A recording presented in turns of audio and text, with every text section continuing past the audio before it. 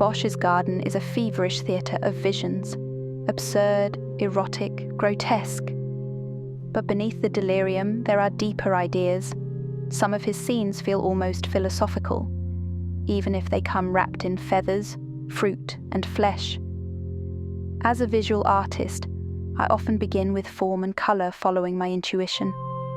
Meaning sneaks in later.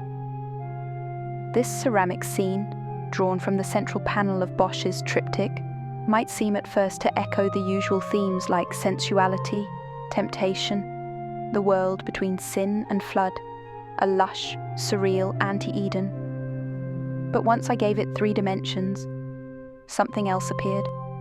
I saw something that appealed to me in this figure perched on the back of a huge bird, with pale, bare, wide-eyed, watching. With his hands on his head, he seems overwhelmed, not by ecstasy, but by thought. In a world where everyone else is caught in some lascivious intercourse of all kind, he seems to be someone special, unique. And I couldn't help but think of Max Stirner, a thinker most people overlook, one the great philosophers rarely dare to name.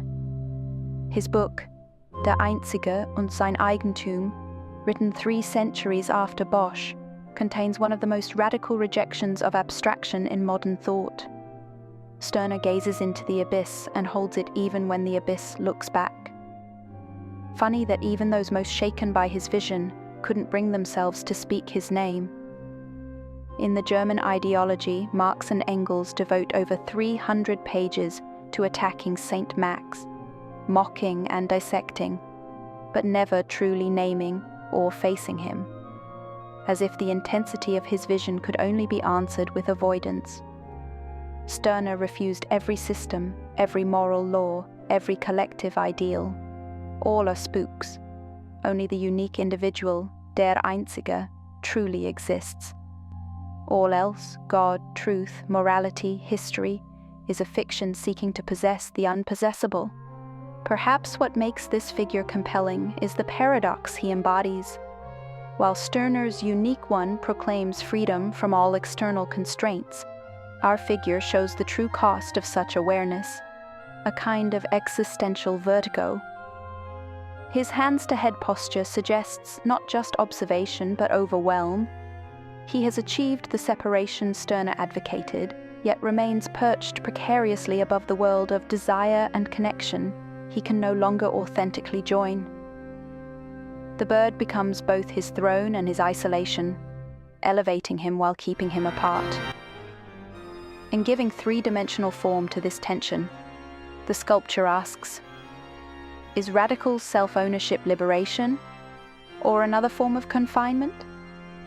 The figure knows he is separate from the spooks and fictions below, yet his expression suggests this knowledge brings not triumph, but a different kind of burden. His shadow runs from Nietzsche to Sartre, flickers in the Dasein of Heidegger, and now, unexpectedly, it flickers here in clay, within a Boskian dream. This seated figure on the bird, is he not der Einzige, the unique one incarnate? While everyone below is tangled in desire, ritual, hunger, submission, he remains alone, above it, separate, and yet they consume something that belongs to him. His property is being fed to shadows, figures that are nothing but echoes of his own abandoned illusions. He knows it, he watches, but he does not intervene. Not long ago, in the left panel of Bosch's garden, he might have been free. The first human, the original witness. Adam before the naming, before shame, before Eve. Not yet a sinner, not yet a citizen, not yet a man. A true Einzige beside God. Was that a true reason for his expulsion? Can he return to that state? His posture doesn't say so. This piece captures that moment when the return becomes impossible, where full awareness becomes exile, where the individual understands too much and belongs nowhere. Even the bird he sits on is absurd and mythic. Even the fruit is a memory of loss. And so he sits, not quite tragic, not quite liberated, aware, separate, alone.